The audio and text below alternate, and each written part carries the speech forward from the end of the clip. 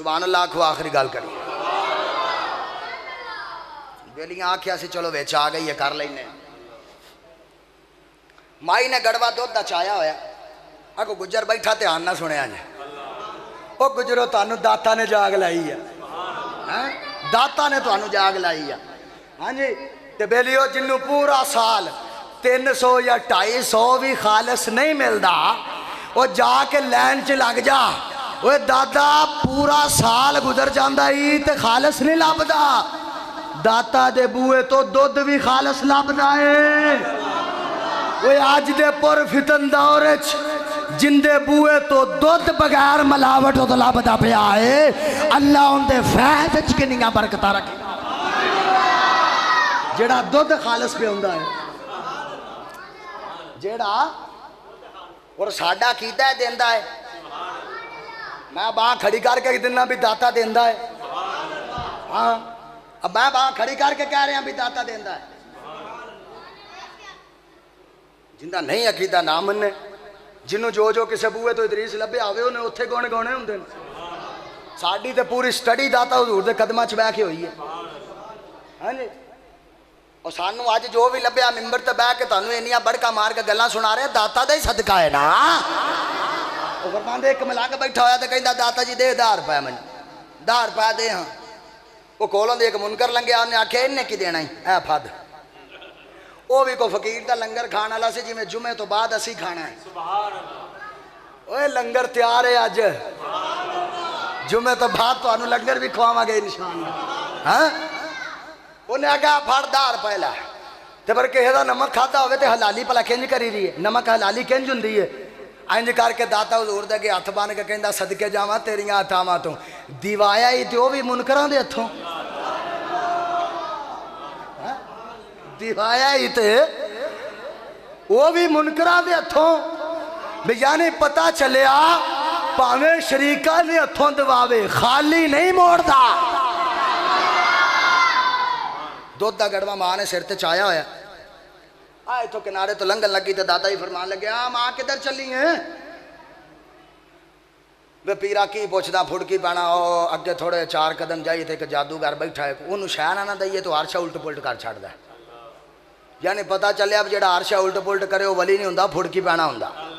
हाँ हाँ ना वली वगाड़न वाला नहीं हुंदा ओए वली संवारन वाला हुंदा हाँ ओ फुड़की पैना उत्ते बैठा तो कोई शह ना दईए तो जादू शादू करके कोई ओह जी उत्ते हर शह थले करके परा मारदा आ दुध ओनू ना दईए ना तो साडियां मझां दे थणा चो ना खून आउण लग पैंदा आ फरमान लगे अम्मा वो तो चल फुड़की पैना होया साडे बारे की ख्याल है हाथ जोड़ के कहंदी है जिंदा चेहरा एडा नूरानी उनदा दिल किड्डा नूरानी होएगा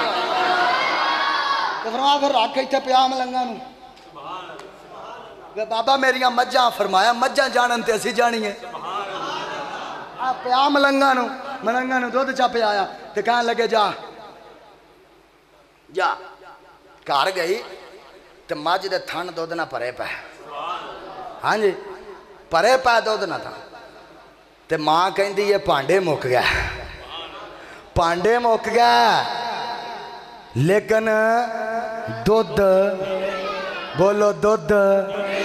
ओए खालिस मावां दा दुध पीता जे उच्ची बोलो ना दुध नहीं मुकया फिर हमेशा जो बातल दे अंदर हक इंज करके चमकदा है ना तो जिन्हां दी दुकानदारी बंद होवे वो भज के आ जांदे वो वेख के ते आइए कौन आया कौन आया तो शायद सादी फरमांदे कम ज़र्फ लोगों की निशानी होंदी है जो बराबरी ना कर सकन फिर मुखालफत ते उतर आउंदे कोई गालां कड्ढन ना की है साडे नाल किसे गल करनी तो कम अज कम साडे हिसाब दा ते हो के आवे असी आवें अपना टाइम जाया करी भी राह जाते लल्लू पंजू ने आख्या और तेरे नाल मैं मुनाजरा करना है वो कम अज कम जिन्हें साडे नाल बोलना है गल च नबी दी गुलामी दा पटा ते पा के आवे ना पता ते कहंदा है केड़ा बाबा जिन्हें साडा दुध बंद करा छड़िया उन्हें आख्या सोना तुम ही बड़ा बाबा है एक और भी बाबा आया है हाँ एक और भी बाबा आया है और तू सारी जिंदगी बगाड़ता रहा है तू शरीनियां लैके 2 नंबरियां करता रहा है वो एक दफा ही मां ने दुध दिता ही उन्हें तो लहरा बहरा कर छड़ियां दौड़ के आ गए आगे कहन लगा है ये केड़ा तो नवा दीन लैके बैठा होया दाता हजूर फरमान लगे हो कमलिया दीन साडा नहीं, दीन तो साडे नाने दा है। वो दीन तो साडे नाने दा है, दीन साडा नहीं, दीन साडे नाने दा है। मैं बहुत बड़ा वली हाँ जी। आपने फरमाया तेरे च की ताकत है भाई? हवा च उड़न लग पिया। आप मुस्कुरा के फरमान लगे एक विलायत है। बोलो ना, मेरे कोलो नहीं, तुसी हजारां उलमा को सुनिए गल इंजी आ। बोलो ना, बोलो गल इंजी आ। हाँ जी अशरफ साहब इंजी आ। हवा चुड़न लगा ते आप मुस्कुरा के फरमान लगे हो तेरे मरन साई ये विलायत आ। तुहाडी भी मैनू समझ नहीं आती। ओए फलानी जगह ते पीर बहिंदा है, तली तो सरो जमा दिंदा, इंदा ना केड़ा विलायत है? इंदा ना विलायत नहीं। विलायत ए वे उनकी जिंदगी शरीयत के मुताबिक हो,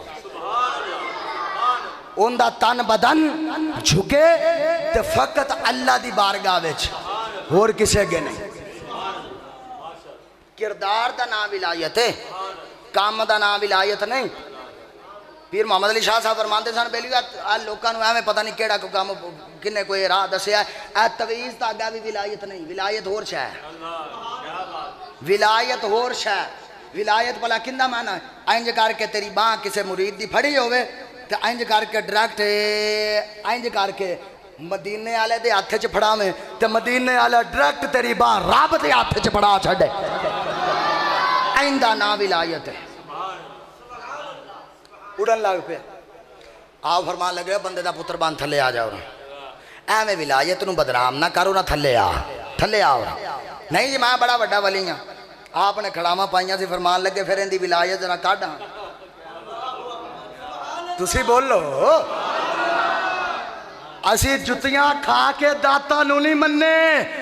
असी रब दा कुरान पढ़ के दाता नूं मन्निया है, नबी दा फरमान पढ़ के दाता नूं। इस वजह तो मैं कहना हुन्ना मनना है तो इंज मन, नहीं तो साईं जुतियां मार के भी मनवा लेंगे। फरमाया जा इनकी विलायत कढ़ के लिया। उत्ते गया तो ऐ पै इत्थे पिया है हूँ यार हूँ थले आ विलायत आई पई जे, आ फकीरी आई पई जे। आ फरमान लगे हाँ की कहंदा सी मैं बड़ा वली हाँ। और फरमाया जो तेरा जिस्म काम करदा है ना, साड़ियाँ तो जुतियां काम कर दियां। मैं पिछले दिन कितने इत्थे एक गल की, मैं क्या जी हजरत गौसे पाक दे नलैन शरीफ एक बंदे ने इंज करके फिट लड़ी, लो जी उन्होंने तो नलैन किंज होए जी। अजे नहीं समझ आई कि नलैन वो तेरी मेरी जुत्ती दी ताकत है, पुट्ठी पई होवे ते हथ नाल या पैर नाल सीधी करदा। हाँ जी ते वलियां दियां जुत्तियां च ताकत ही बंदे दी जिंदगी पुट्ठी होवे ते वो सीधियां कर छड़ दियां ने। हाँ थले होनी ते आके कदमां च डिग पिया ते कहन लगा ऐ वेख हाथ जुड़े, देग दे विचों एक चौल ही कढ़ के वेखी दा, सारी देग ते नहीं वेखी दी ना। आख्या आ वेख हाथ जुड़े होई, होर पौले खान दी हिम्मत कोई नहीं, हुण अपने नाने दा कलमा नहीं हो पढ़ांदा।